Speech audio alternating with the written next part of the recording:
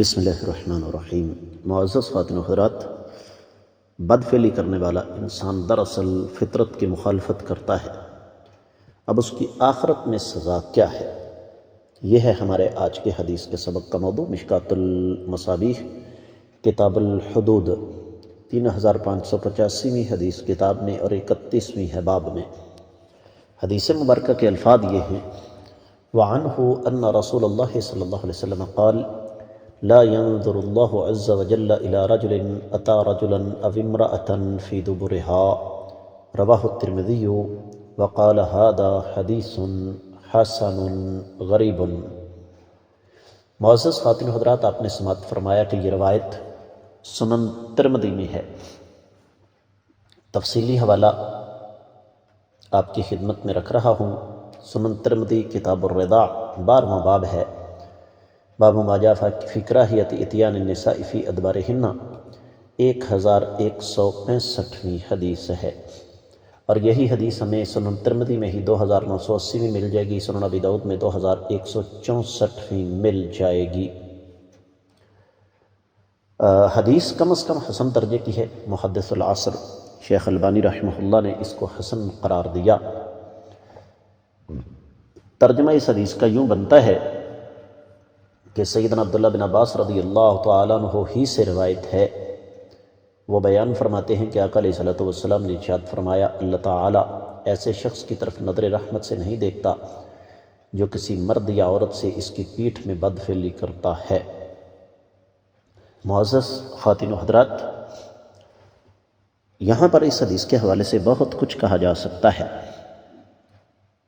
انسان جب تک دائرہ انسانیت میں رہے تب تک وہ فطرت کے مطابق چلتا ہے۔ جب فطرت کی مخالفت کرے گا تو یہ دائرہ انسانیت سے نکل جائے گا۔ جس طرح شرک کے بارے میں اقبال نے کہا نا فارسی میں، جس کا ترجمہ یہ بنتا ہے کہ ہم کتوں سے بدتر ہو گئے کہ کتے نے کتے کے سامنے سر نے جھکایا، انسان نے انسان کے سامنے سر جھکا دیا۔ بالکل اسی طرح یہاں بھی بہت سارے لوگ اپنے آپ کو بظاہر انسان کہلواتے ہیں، لیکن حقیقت یہ ہے کہ وہ دائرہ انسانیت سے نکل چکے ہیں۔ باقاعدہ طور پر اس پر پوری دنیا میں ایک انڈسٹری کھڑی ہے۔ انٹرنیٹ پر ان گنت لا تعداد بے شمار ویب سائٹس موجود ہیں جہاں پر باقاعدہ اس غیر فطری فعل کی تشہیر ہوتی ہے، اور تشہیر بھی اس انداز سے ہوتی ہے کہ گویا یہ کوئی بڑا قابل تعریف کام ہے، اور اس کا نتیجہ میں اور آپ اچھی طرح جانتے ہیں۔ اب اس کے اسباب کیا ہیں، اس پر بھی غور و فکر کرنے کی ضرورت ہے۔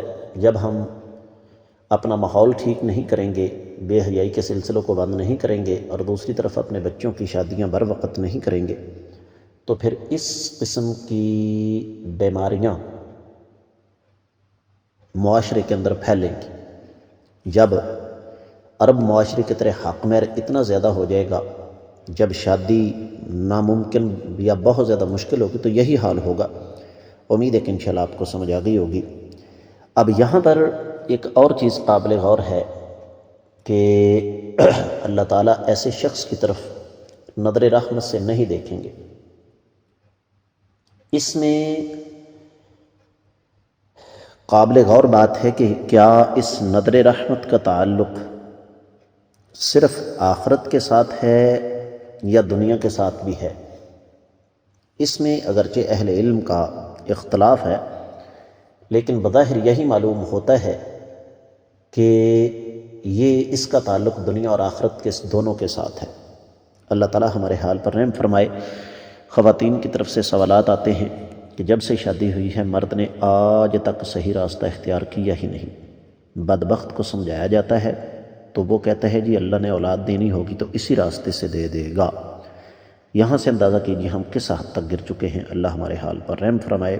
اس کے ساتھ ہی آج کے سبق سے اجازت دیجیے۔ السلام علیکم ورحمۃ اللہ وبرکاتہ۔